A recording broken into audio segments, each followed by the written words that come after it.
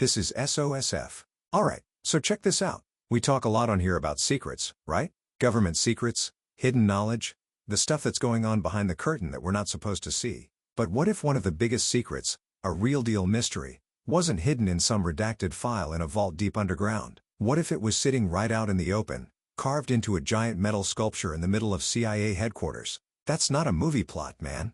That's a real thing. It's called Kryptos.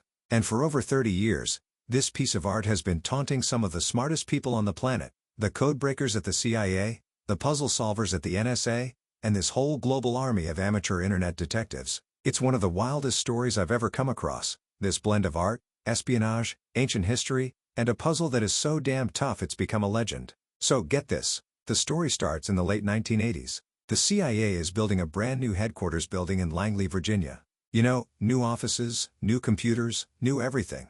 And someone in charge, probably trying to make the place look less like a sterile, soul-crushing government building, decides they need some art. But it can't just be a painting of a boat or a statue of some old dude.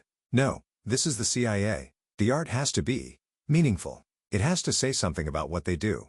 The official mandate they put out was almost a joke in itself. They wanted art that would reflect life in all its positive aspects and engender feelings of well-being, hope. Seriously. The Central Intelligence Agency, the organization that deals in the shadows, in coups and counterintelligence, wants art that makes you feel hopeful. At the same time, they said it needed to be forceful in style and indicative of the Central Intelligence Agency's work. It's a total contradiction. How do you make something that's open and hopeful while representing an organization built on secrecy and concealment? It's like asking a shark to design a vegetarian menu.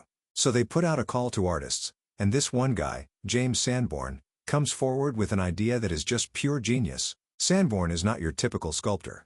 This dude has degrees in fine arts, but also in paleontology and social anthropology. His whole career has been about this one theme: making the invisible visible. He's made art about the Earth's magnetic fields, about the Coriolis effect, about the unseen forces that shape our world. So for him, the CIA's request isn't a contradiction. It's the ultimate challenge. What's more invisible than a secret? Sanborn comes back and says, okay, you want art that represents intelligence gathering? I'll give you intelligence gathering. His idea was for a sculpture he called Kryptos, which is Greek for hidden, and it wasn't just going to be a statue. It was going to be a puzzle. A massive, encrypted message carved into a 12-foot-tall, S-shaped copper screen that looks kinda like a scroll or a piece of paper coming out of an old-school computer printer. He was going to turn the very act of secrecy into a piece of interactive art. Instead of hiding the secret, he was going to put the secret on display for everyone to see, but in a language they couldn't understand. The art is the secret. It's brilliant. The CIA brass ate it up. They gave him $250,000 back in 1988, which was a ton of money, to make this thing. But Sanborn, as smart as he was an artist. He didn't know how to create unbreakable codes, so the CIA loaned him one of their own. They hook him up with this guy, Edward Scheidt, and Scheidt is the real deal. He's the retiring chairman of the CIA's Cryptographic Center, a 26-year veteran who did tours in Damascus, Tel Aviv, Athens, all the hotspots. He was a master of codes. The head of the CIA at the time, William Webster, literally called him the Wizard of Codes. This guy was a legend. So for 4 months, the artist and the spy start having these clandestine meetings. They never talk on the phone. They meet in secret spots. It's like a scene out of a John le Carré novel. Scheidt starts schooling Sanborn on the history of cryptography, teaching him everything from ancient ciphers to the complex systems used in the Cold War. Scheidt would provide the tools, the different types of ciphers, and Sanborn, as the artist, would choose the messages and, crucially, add his own twists. This is where it gets really interesting. It wasn't just a technical collaboration. It was a fusion of two completely different mindsets. Scheidt brought the rigid, mathematical logic of cryptography, but Sanborn brought the deceptive, trickster mind of an artist. He intentionally put errors into the plaintext before it was even encrypted. Think about that. In the world of codes, an error is a mistake. It's noise. But Sanborn used errors as a weapon. In the first part of the code, he changed the word illusion to occlusion. In the second part, underground became undergruund. In the third, desperately became disparately. He did it on purpose to throw people off the scent. It's a beautiful move. It introduces human fallibility, a little bit of deception, into the cold, hard math of the puzzle. It's the artist playing games with the spies.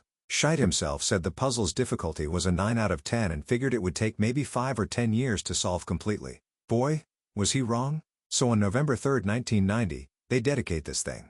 It's standing in the main courtyard, right outside the cafeteria. Thousands of CIA employees walk past it every single day. The director of the CIA, William Webster, is there, and he's gushing about it. He says to Sanborn, "You have captured much of what this agency is about." And he was right, but probably in more ways than he realized. The sculpture itself is a whole environment. It's not just the big copper screen. There are huge slabs of granite sticking out of the ground that are meant to look like geological layers, or like the pages of a book being peeled back. There's petrified wood to represent the ancient origin of paper. There's a lodestone, a natural magnet, and a compass rose, symbolizing the guiding force of intelligence. And there are two pools of water. One is a bubbling, chaotic pool at the base of the main sculpture, which Sanborn said represents the raw, messy flood of information coming in. The other, off to the side, is a perfectly calm, reflecting pool. That represents the clarity and understanding you get after you analyze all that chaos. It's the whole intelligence cycle, laid out in stone and water and copper. Now, for the main event, the code. The big S-shaped screen is split in two.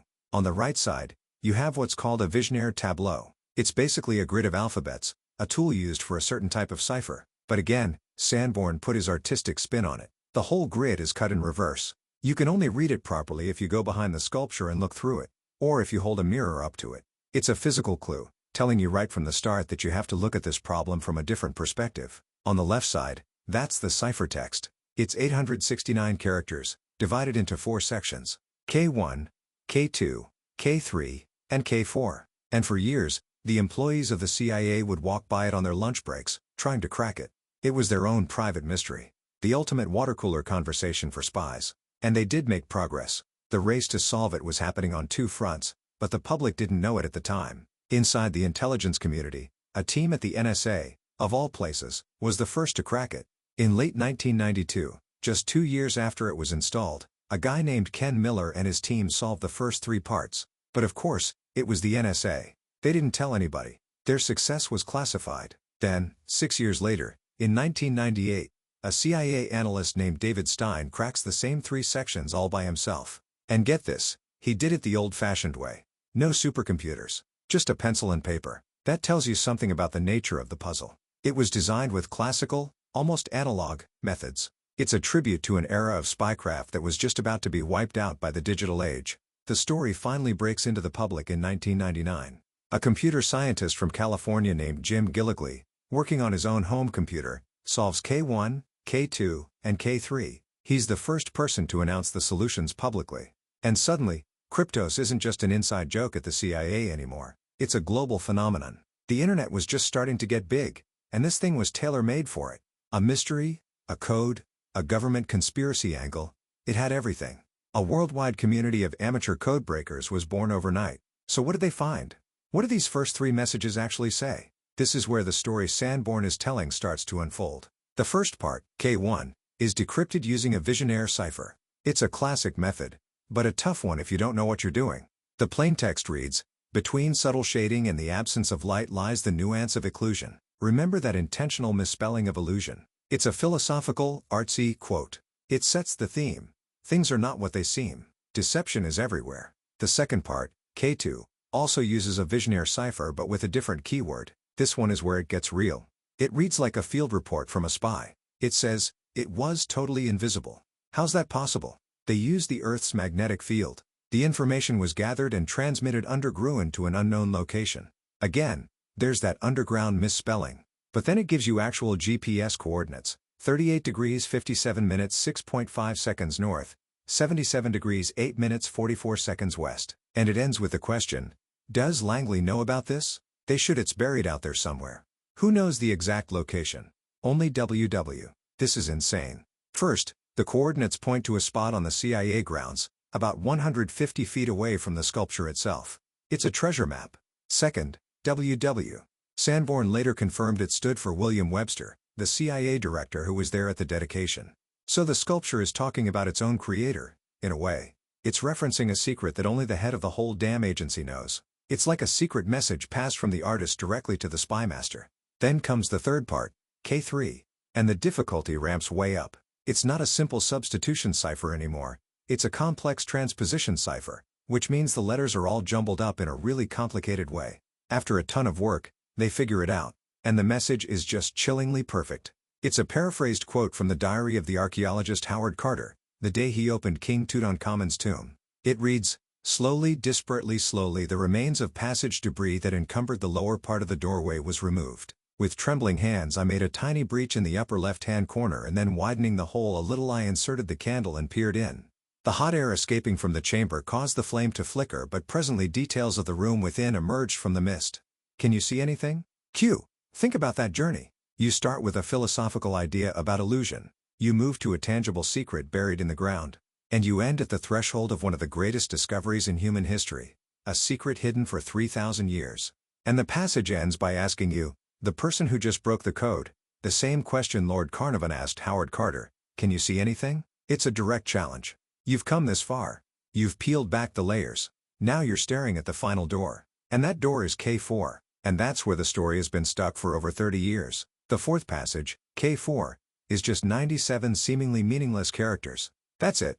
97 letters that have stumped the world's best codebreakers. It's just sitting there. Ed Scheidt, the CIA's wizard of codes, said that for this last section, they intentionally changed the methodology. It's a different type of cipher. It's the final boss. And Sanborn, the artist, has hinted that it might not even be a straightforward code. He's talked about things like masking, where the real message is hidden inside a longer, meaningless string of gibberish. Or even steganography, where the secret isn't in the letters at all, but maybe in the shadows the letters cast at a certain time of day on a certain day of the year. He said that pattern, light and shadow are important. That's just cruel, man. The answer might not even be on the page. It might be in the world around the sculpture. So for years, nothing. The global community of Kryptos chasers, they call themselves the Kryptos group, they're plugging away, trying every theory under the sun. And then Sanborn, probably getting a little frustrated that nobody could crack his masterpiece, decides to start dropping clues. He becomes part of the performance. The first clue came in 2010,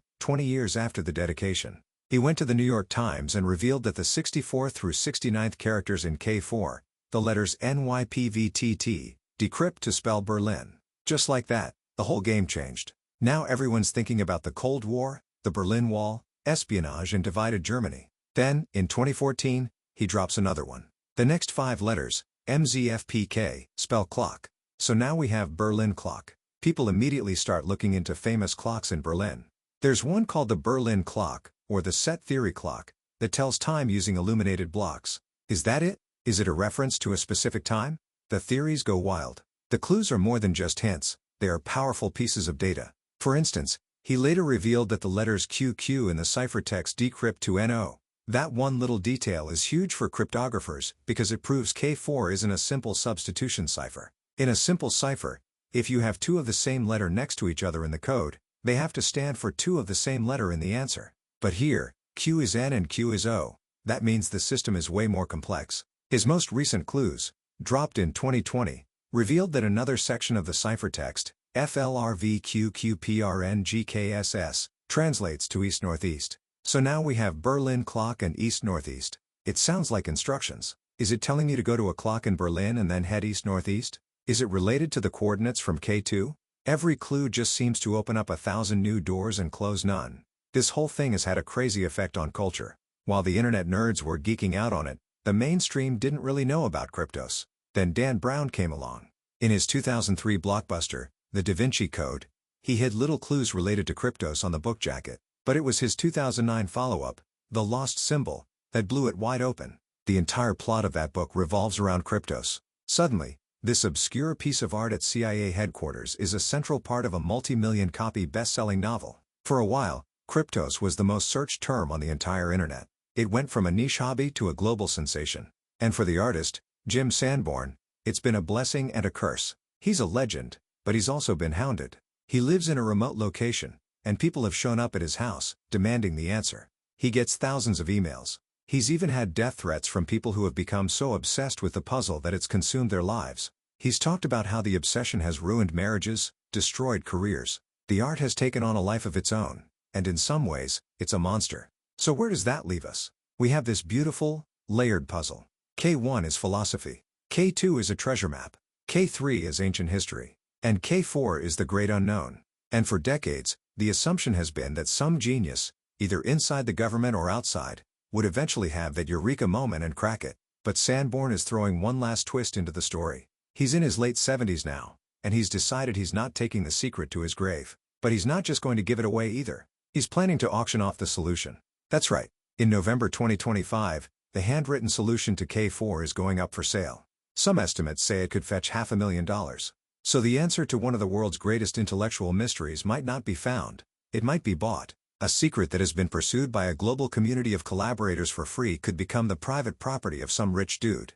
Sanborn has said he hopes whoever buys it will keep the secret, becoming its next guardian. He wrote in an open letter, "Power resides with a secret, not without it."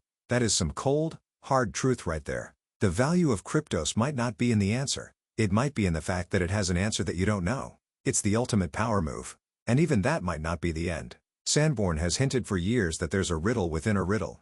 That after you solve all 4 parts, they don't just give you 4 separate messages. They combine to unlock a 5th, final layer of the puzzle. An overarching mystery that only reveals itself when the whole text is visible. So even if some billionaire buys the K4 solution, they might just be buying the key to another locked door. So that's the story of Kryptos. It started as a piece of corporate art for a spy agency and evolved into a global obsession, a cultural touchstone, a monument to the enduring power of a good mystery.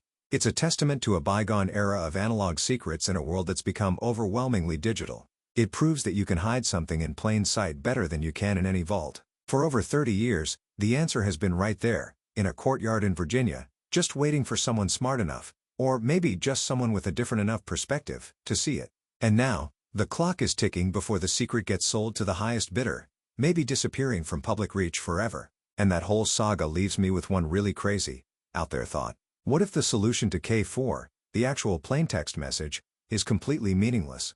What if it's just a random string of words or a recipe for a cake? And what if the real point of the sculpture, the final riddle within a riddle, wasn't ever about the 97 characters of K4? What if the true final message is the story of the puzzle itself? What if Sanborn's masterpiece was designed to prove one thing? That in our modern, all-knowing world, humanity has a deep, primal need for mystery. That we are so starved for the unknown that we will build entire communities, dedicate decades of our lives, and create a global legend, all to chase a secret. What if the answer we've all been looking for isn't carved into the copper, but is in the obsessive, collaborative, 30-year quest it inspired? What if the puzzle isn't K4? What if it's us? See you next time.